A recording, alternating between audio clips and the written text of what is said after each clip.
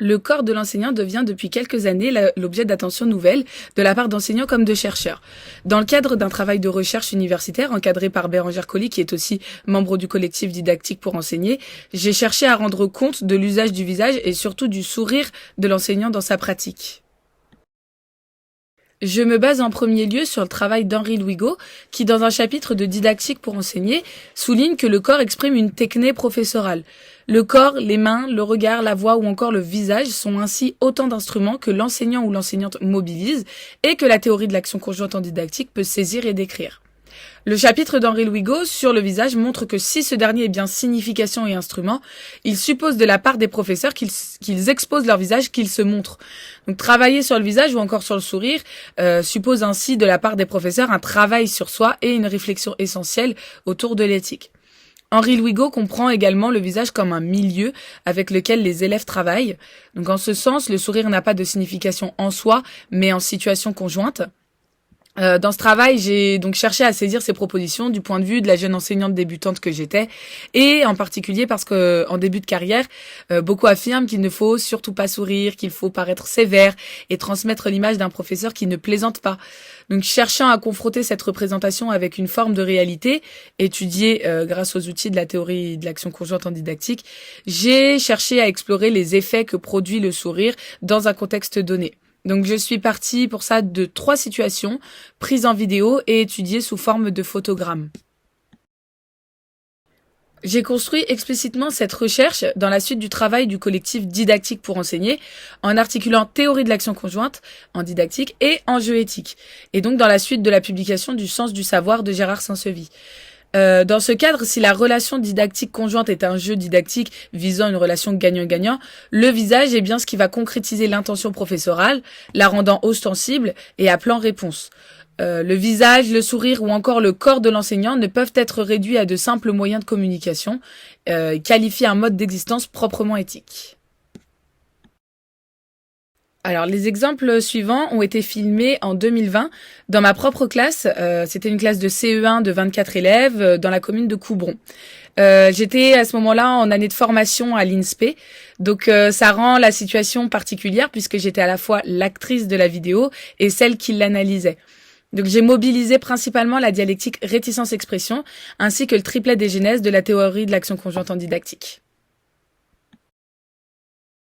Une de mes vidéos illustre parfaitement l'articulation entre sourire et dialectique réticence-expression. L'enseignant qui souhaite être en réticence d'information au sein de l'action didactique est aussi et dans le même temps en situation d'expression, en particulier corporelle. Dans la situation présentée, le visage, en particulier par le sourire et la modulation de la bouche, communique aux élèves une multitude d'intentions, de validations, de jugements ou d'encouragements. Donc c'est ce que l'exemple suivant tente de montrer.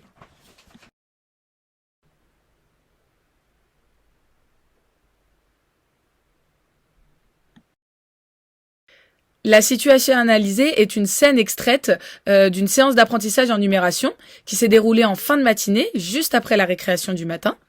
L'objectif de cette séance, c'était de faire découvrir et comprendre aux élèves comment encadrer les nombres à la centaine près. La photo a donc été prise juste au début de cette séance, au moment où je demandais aux élèves de rappeler ce qui avait été abordé lors des séances précédentes. Face à la réponse d'une élève, je fais une moue expressive qui semble indiquer que la réponse reste approximative. En situation topogénétique haute, je reste néanmoins en réticence puisque je garde le silence. La bouche et l'expression faciale viennent exprimer un jugement sur la réponse donnée par l'élève. Donc, tandis que je reste en réticence d'information verbale, mon visage et ma bouche, eux, sont dans l'expression. Et le visage est bien dans l'expression d'information, notamment à travers la mimique faciale produite par la bouche pincée et les sourcils froncés. Les exemples qui suivent se centrent sur cette dialectique, essayant d'illustrer comment le sourire peut être mobilisé par les enseignants, tout en prenant des significations diverses. Donc ce sont ces différentes significations que je vais maintenant décrire. La première signification, c'est le sourire compatissant, donc avec une posture de compréhension.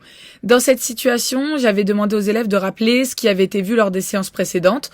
Une élève qui avait du mal à trouver ses mots et à l'exprimer oralement est allée au tableau pour montrer ce qu'elle voulait dire. Donc l'élève semble chercher à différentes reprises l'approbation ou la validation de ma part, en me cherchant notamment du regard. Donc elle est peu sûre d'elle, elle me regarde, elle semble chercher une réaction de ma part qui l'aiderait. Je la regarde moi en lui adressant un sourire que nous pourrions qualifier de compatissant. Il semble ici s'agir de chercher à mettre en confiance l'élève. Je ne peux lui donner la réponse, mais je lui fais savoir que je comprends sa situation et qu'elle est sur la bonne voie. Toujours dans la régulation, je suis encore une fois dans un processus de réticence verbalement. Le sourire vient servir de socle à la dévolution, puisque c'est à l'élève de réfléchir pour trouver elle-même la réponse. Ce socle n'est néanmoins pas neutre, mais compréhensif ou encourageant.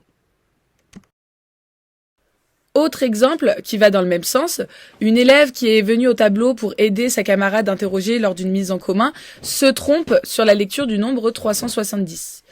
Après lui avoir communiqué qu'il y a une erreur sans parler avec les mots mais en parlant avec le visage, j'attire son attention en l'appelant.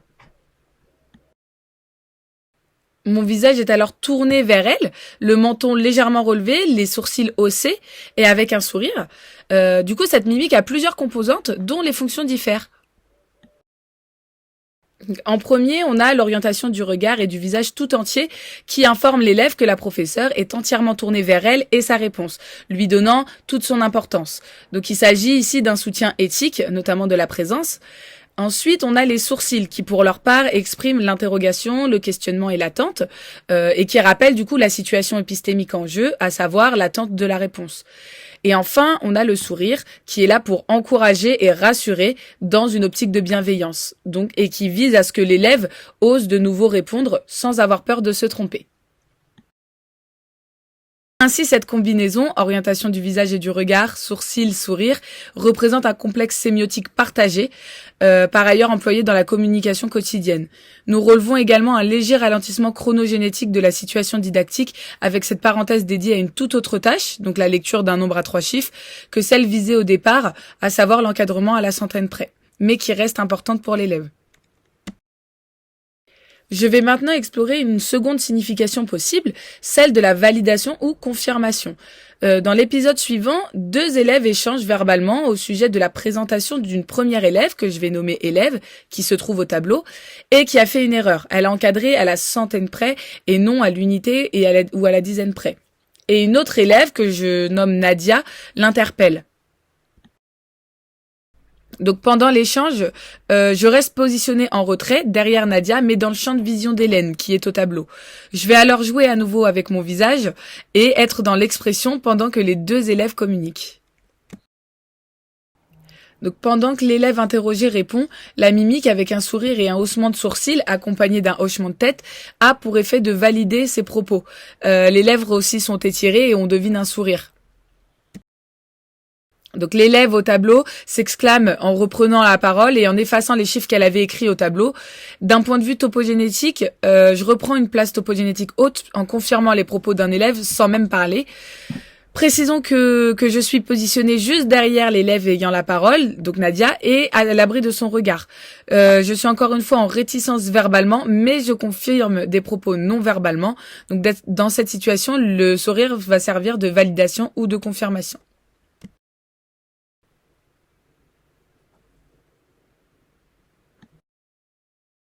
Pour conclure, ces situations visaient modestement à illustrer par les outils de la didactique que le visage permet au professeur d'en jouer comme d'un instrument, comme le propose Henri-Louis Gault. Il s'agit à chaque fois d'un jeu à la fois épistémique et éthique, car en situation de transmission de savoir, il s'agit tout à la fois de donner des indications sur les contenus de savoir, tout en favorisant le climat de bienveillance. Donc encourager, récompenser, approuver et valoriser les efforts réalisés ou encore même institutionnaliser les savoirs s'effectue dans les situations décrites en situation de réticence verbale. Le sourire vient leur servir de socle à la dévolution, comme dans la première situation, ou à appuyer une situation topogénétique haute, comme dans la deuxième situation. Le visage, lui, peut être univoque ou plurivoque lorsque le regard, la bouche et les sourcils donnent des informations complémentaires, comme dans la première situation. Chez les professeurs débutants, l'autorité est souvent associée à un visage expressif sévère et à l'absence de sourire. Parions qu'il s'agit d'une idée reçue en éducation, le sourire n'entrant pas forcément en contradiction avec le principe d'autorité, mais étant un véritable appui de cette dernière. Les expressions faciales peuvent alors servir à réguler la classe en réprimandant ou en encourageant, mais aussi servir au sein des transactions didactiques entre le professeur et l'élève.